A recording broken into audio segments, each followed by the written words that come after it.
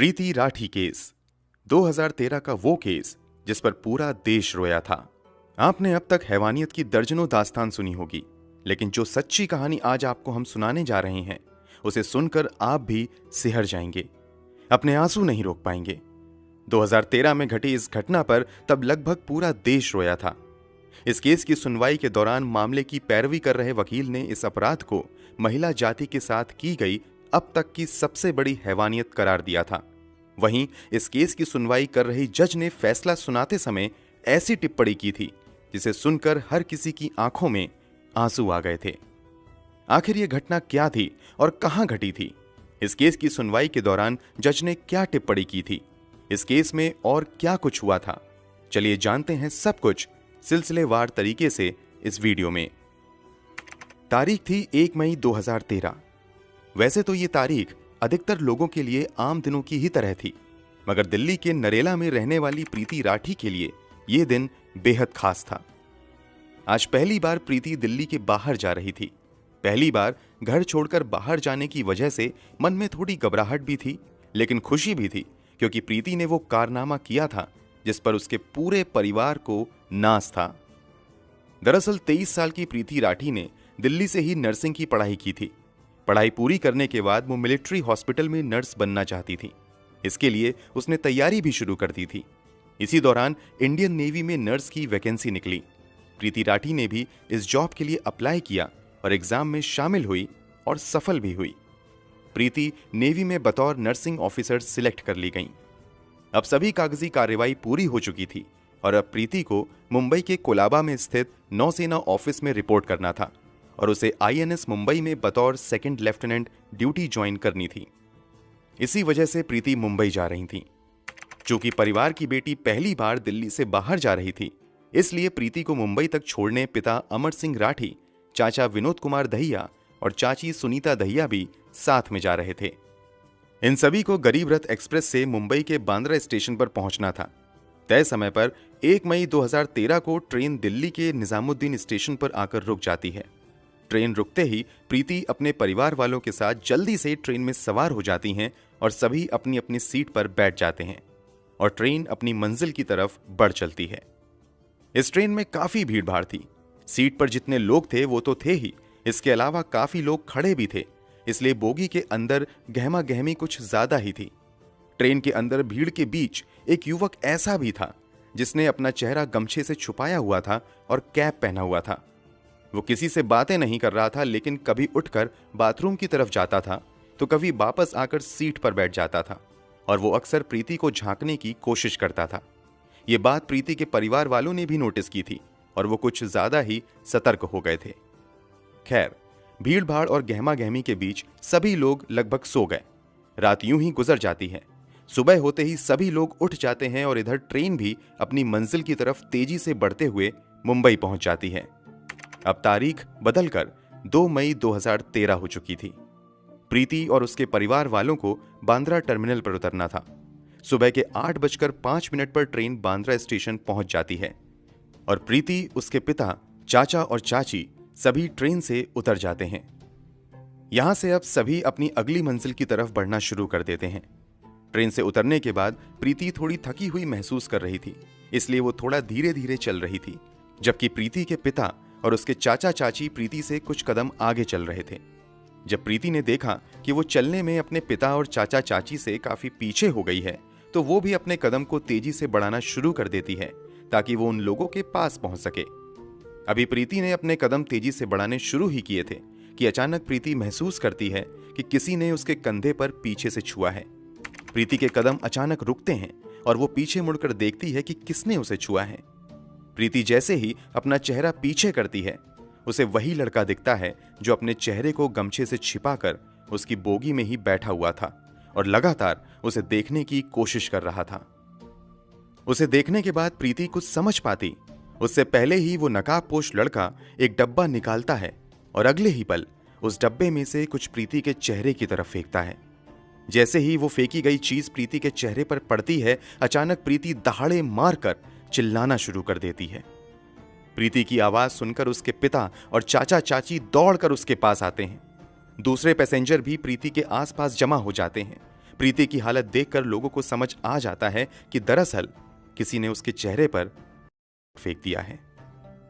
प्रीति के पिता और चाचा चाची जैसे ही प्रीति को संभालने की कोशिश करते हैं, एसिड के कुछ छींटे प्रीति के कपड़ों से उनके हाथों पर भी लगते हैं और उन लोगों के भी हाथों में जलन शुरू हो जाती है। फिर भी वो सभी अपने दर्द को भुलाकर प्रीति को संभालने में लग जाते हैं। प्रीति के पिता और चाचा तुरंत उसे उठाते हैं और स्टेशन मास्टर के ऑफिस में लेकर चले जाते हैं।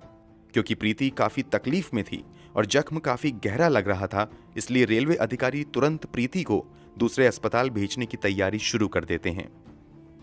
स्टेशन से सभी घायलों और प्रीति को भाभा हॉस्पिटल के लिए भेज दिया जाता है, लेकिन प्रीति की हालत बहुत ज्यादा गंभीर थी, इसलिए उसे भाभा हॉस्पिटल की बजाय पास के ही गुरु नानक हॉस्पिटल में भर्ती करवाया जाता है।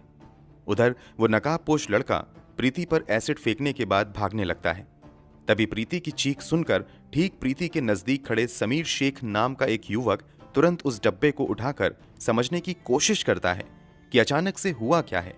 तभी डिब्बे से एसिड समीर के हाथों पर भी गिरता है। वो तुरंत डब्बा नीचे फेंकता है और समझ जाता है कि इस लड़की पर एसिड अटैक हुआ है और वो तेजी से उस नकाबपोश व्यक्ति के पीछे भागना शुरू कर देता है। साथ ही चिल्लाता है, सलीम, सलमान, उसे पकड़ो, पकड़ो।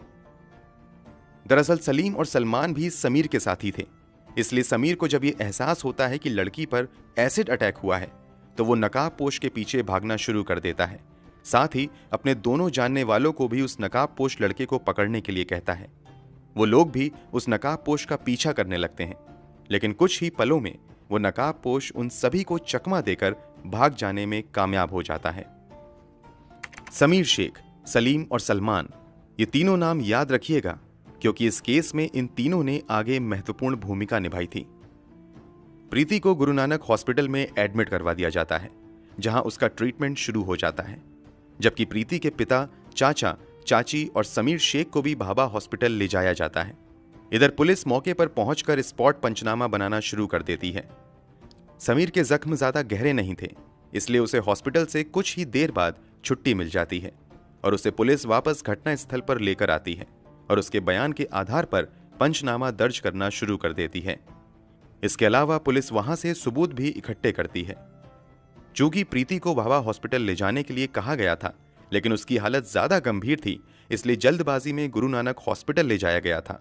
लेकिन समस्या ये थी कि गुरु नानक हॉस्पिटल में बर्न यूनिट नहीं था और वहां कई अन्य सुविधाओं की भी कमी थी, इसलिए कुछ देर के बाद प्रीति को गुरु नानक हॉस्पिटल से मसीना हॉस्पिटल रेफर कर दिया जाता है। मसीना हॉस्पिटल पहुंचते ही प्रीति का इलाज शुरू होता है। इधर पुलिस भी प्रीति का बयान दर्ज करने के लिए मसीना हॉस्पिटल पहुंचती है, लेकिन जख्म इतना गहरा हुआ था कि प्रीति की आवाज जा चुकी थी। प्रीति का चेहरा बुरी तरीके से जल चुका था, साथ ही उसके गर्दन पर भी गंभीर घाव हुए थे। इस कारण प्रीति का बयान दर्ज नहीं किया जा सका। प्रीति के शरीर पर जरूर गहरे जख्म हुए थे, मगर प्रीति का हौसला अभी टूटा नहीं था और वो पूरे जज्बे और हिम्मत से लड़ रही थी। अब प्रीति चाहकर भी कुछ नहीं बोल पा रही थी, तो उसने हाथों से लिखने का इशारा किया। इसके बाद प्रीति को पेन और पेपर दिया गया। प्रीति लिखकर डॉक्टर और अपने माता पिता से बात करने लगी। इस एसिड अटैक की खबर मीडिया में भी फैल चुकी थी और धीरे धीरे ये खबर अखबारों और टेलीविजन की सुर्खियां बनने लगी। देखते ही देखते देश भर में ये मुद्दा छा गया। लोग इस एसिड अटैक के खिलाफ सड़कों पर उतरने शुरू हो गए और देश के कई हिस्सों में विरोध प्रदर्शन किया गया और जल्द से जल्द प्रीति के गुनहगारों को गिरफ्तार करके सजा देने की मांग शुरू की गई। पुलिस पर भी भारी दबाव था कि वो तुरंत अपराधी को गिरफ्तार करे, लेकिन समस्या ये थी कि अपराधी का कहीं से कोई क्लू नहीं मिल रहा था। हालांकि घटना के समय स्टेशन पर मौजूद कुछ गवाहों के बयान के अनुसार अपराधी का स्केच पुलिस ने तैयार करवा लिया था और अपराधी की तलाश शुरू हो गई थी, मगर पुलिस के हाथ खाली थे। इसी बीच 4 मई 2013 को पवन कुमार नाम का एक लड़का प्रीति की बहन तन्नू को फोन करता है और प्रीति के बारे में पूछता है कि वो कैसी है। पवन कुमार बीटेक का स्टूडेंट था और प्रीति से उसकी पुरानी जान पहचान थी। इस बात की जानकारी तन्नू अपने पिता अमर सिंह राठी को देती है और अमर सिंह जांच कर रहे पुलिस अधिकारियों को भी इस बात की जानकारी देते हैं कि पवन कुमार नाम के एक लड़के ने फोन करके प्रीति का हालचाल पूछा है। ये जानकारी हाथ लगने के बाद पुलिस वो स्केच जो गवाहों के बयान के आधार पर बनाया गया था प्रीति को दिखाती है और प्रीति से पूछती है कि क्या तुम इन्हें पहचानती हो। जवाब में प्रीति बोर्ड पर 3 नाम लिखती है, सत्यम, अंकुर और पवन कुमार। प्रीति के अनुसार स्केच में दिख रहा लड़का इन तीनों में से कोई एक था। क्योंकि प्रीति ने भी पवन कुमार का नाम लिया और पवन कुमार ने फोन करके प्रीति का हालचाल जाना था, इसलिए पुलिस अनुमान लगाती है कि शायद पवन कुमार ने ही प्रीति पर एसिड फेंका होगा और वो जानना चाह रहा होगा कि प्रीति जिंदा है या मर गई। इसलिए पवन कुमार को शक के दायरे में लेते हुए पुलिस जांच शुरू कर देती है और तुरंत पवन कुमार की तलाश में लग जाती है। कुछ दिनों की खोजबीन के बाद 9 मई 2013 को पुलिस पवन कुमार को गिरफ्तार कर लेती है। इस गिरफ्तारी की खबर के बाद लोगों का गुस्सा और भड़क जाता है और वो जल्द से जल्द अपराधी को कड़ी से कड़ी सजा दिलवाने की मांग करना शुरू कर देते हैं।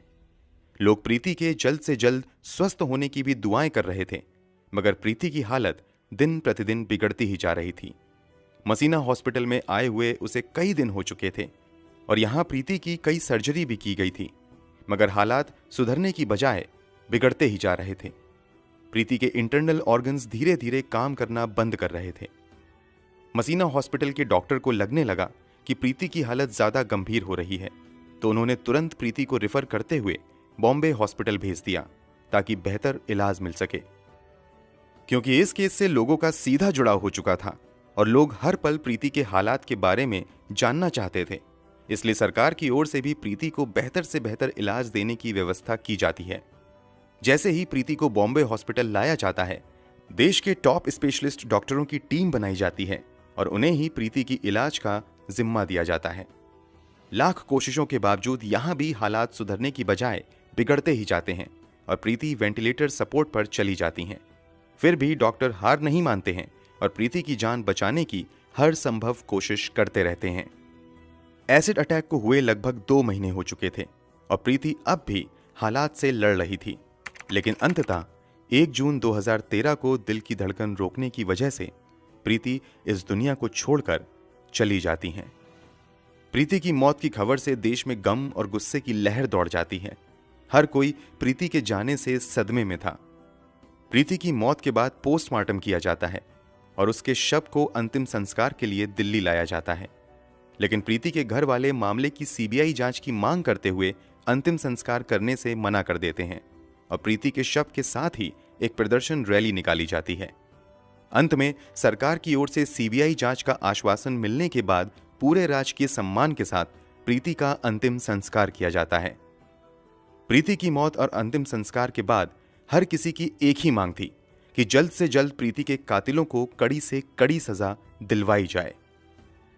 पुलिस ने भी पवन कुमार नाम के एक लड़के को गिरफ्तार कर लिया था, लेकिन समस्या ये थी कि पवन कुमार के खिलाफ किसी भी तरह का सबूत नहीं मिल रहा था। रेलवे पुलिस भी अब तक पवन कुमार के खिलाफ कोई सबूत नहीं ढूंढ पाई थी। इसी बीच प्रीति के पिता अमर सिंह राठी अपने स्तर से पता लगवाते हैं तो ये बात सामने आती है कि 2 मई 2013 यानी घटना वाले दिन पवन कुमार मुंबई में था ही नहीं, बल्कि वो रोहतक में था। बाद में पुलिस भी पवन कुमार के फोन का लोकेशन हिस्ट्री निकलवाती है तो पता चलता है कि घटना वाले दिन पवन कुमार वास्तव में रोहतक में था।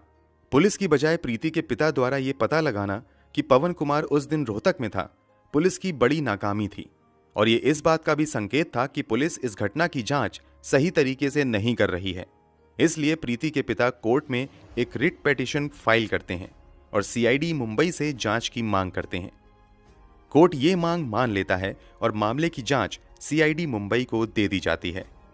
केस हाथ में आते ही सीआईडी मुंबई जांच के सिलसिले में सबसे पहले प्रीति राठी के घर जाती है और कुछ जानकारी जुटाना शुरू कर देती है।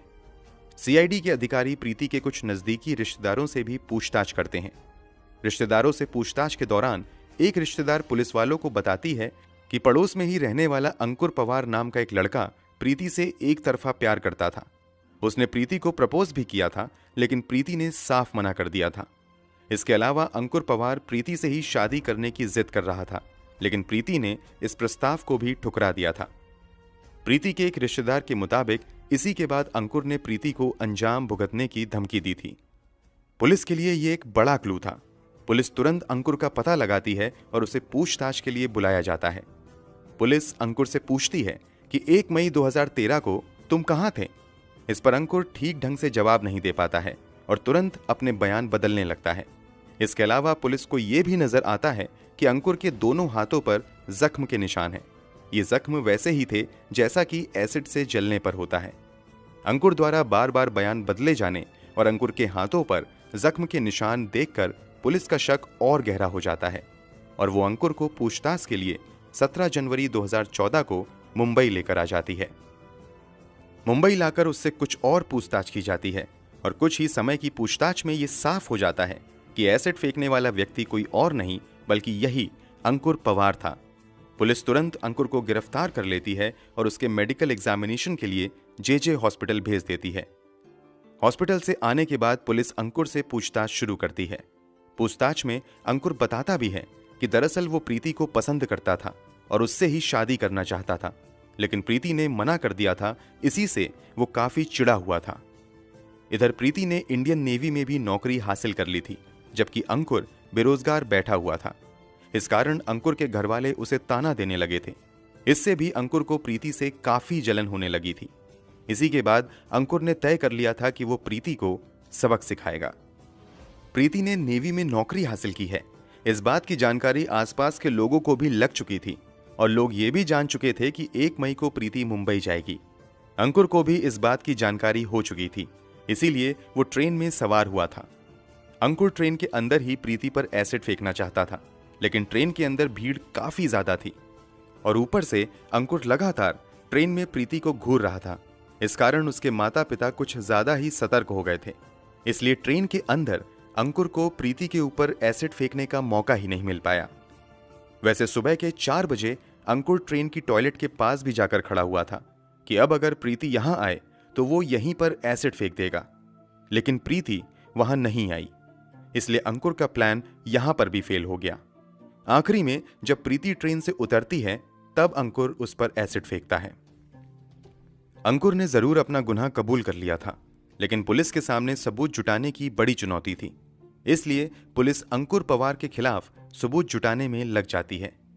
सबसे पहले यह पता लगाने की कोशिश की जाती है कि आखिर अंकुर को एसिड दिया किसने था।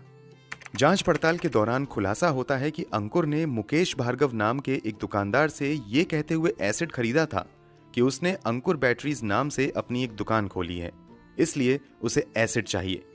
अंकुर ने दुकानदार को कहा था कि वो बहुत ज्यादा एसिड खरीदेगा, लेकिन ज्यादा एसिड खरीदने से पहले वो सैंपल देखना चाहता है, इसलिए दुकानदार ने उसे बतौर सैंपल एक हॉर्लिक्स के डब्बे में लगभग 2 लीटर एसिड दे दिया था। सबूत और मजबूत होने के लिए अंकुर की फोन डिटेल निकलवाई जाती है, तो पता चलता है कि 1 मई को अंकुर निजामुद्दीन स्टेशन पर था और फिर उसकी लोकेशन 2 मई की सुबह यानी घटना वाले दिन मुंबई के बांद्रा टर्मिनल पर थी। अब अंकुर की आइडेंटिटी कंफर्म करने के लिए पुलिस आई विटनेस के सामने आइडेंटिफिकेशन परेड करवाती है। आइडेंटिफिकेशन परेड के दौरान एक साथ कई लोगों को खड़ा किया जाता है, उसमें अंकुर भी शामिल होता है। उसके बाद उन लोगों को भी बुलाया जाता है जिन्होंने पहले गवाही दी थी कि हमने एसिड फेंकने वाले को देखा है। उन गवाहों में से समीर शेख, सलीम शेख और सलमान शेख अंकुर को देखते ही तुरंत पहचान लेते हैं और पुलिस वालों को बताते हैं कि ये वही लड़का है जो एसिड फेंकने के बाद भाग रहा था। दरअसल जब अंकुर एसिड फेंककर जैसे ही पीछे मुड़ा था तो उसके चेहरे से वो गमछा हट गया था। चूंकि समीर शेख ने ही सबसे पहले एसिड फेंकने वाले व्यक्ति को पकड़ने की कोशिश की थी और भागने के दौरान एक बार अंकुर पीछे मुड़ा था, इसलिए समीर शेख ने उसका चेहरा भी देख लिया था। इसके अलावा सलीम और सलमान भी अंकुर का चेहरा देख चुके थे, इसलिए परेड के दौरान इन दोनों ने भी उसे पहचान लिया। परेड के दौरान समीर इस बात की भी पुष्टि करता है कि पुलिस ने जो डब्बा घटनास्थल से बरामद किया था वही डब्बा उसने अंकुर के हाथ में भी देखा था। इन तीनों के अलावा पवन मालवीय नाम का भी एक व्यक्ति अंकुर की पहचान करता है। इसके अलावा एक और व्यक्ति परेड के दौरान अंकुर की पहचान करता है और इस बात की गवाही देता है कि अंकुर उस रात ट्रेन में मौजूद था, क्योंकि लगभग 4 बजे उन्होंने अंकुर को टॉयलेट के पास खड़े देखा था। सभी पुख्ता सबूत जमा करने के बाद इस केस में अंकुर पवार को मुख्य आरोपी बनाते हुए चार्जशीट फाइल की जाती है और मामले की सुनवाई special city civil and session court Greater Mumbai में शुरू होती है। ये जानकर आपका खून खौल जाएगा कि जब अंकुर को सुनवाई के लिए कोर्ट में लाया जाता है तो वो अक्सर मुस्कुराते हुए आता है। कई बार वो मुस्कुराते हुए विक्ट्री साइन दिखाता था। कोर्ट में सुनवाई के दौरान पुलिस की ओर से कुल 37 गवाह पेश किए जाते हैं। कोर्ट में भी आकर समीर, सलीम और सलमान शेख अंकुर की पहचान करते हुए गवाही देते हैं। सभी सबूतों और गवाहों को देखने के बाद आखिरकार स्पेशल कोर्ट द्वारा प्रीति राठी के अपराधी अंकुर पवार को आईपीसी की धारा 302 और धारा 326 बी के तहत दोषी पाते हुए मौत की सजा सुनाई जाती है और 5,000 का जुर्माना भी लगाती है। यह भारत के इतिहास में पहली बार था जब किसी एसिड अटैकर को फांसी की सजा सुनाई गई थी।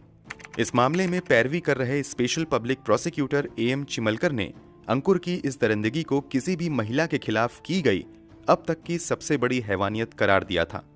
वहीं इसी मामले की सुनवाई कर रहे जज ने फैसला सुनाते हुए टिप्पणी की थी कि इस एसिड अटैक की वजह से प्रीति का चेहरा इतनी बुरी तरीके से जल चुका था और इतना भयावह हो चुका था कि अगर प्रीति ने अपना चेहरा देख लिया होता तो शायद वो उसी दिन मर जाती। ये टिप्पणी अंकुर की दरिंदगी को बताने के लिए काफी है।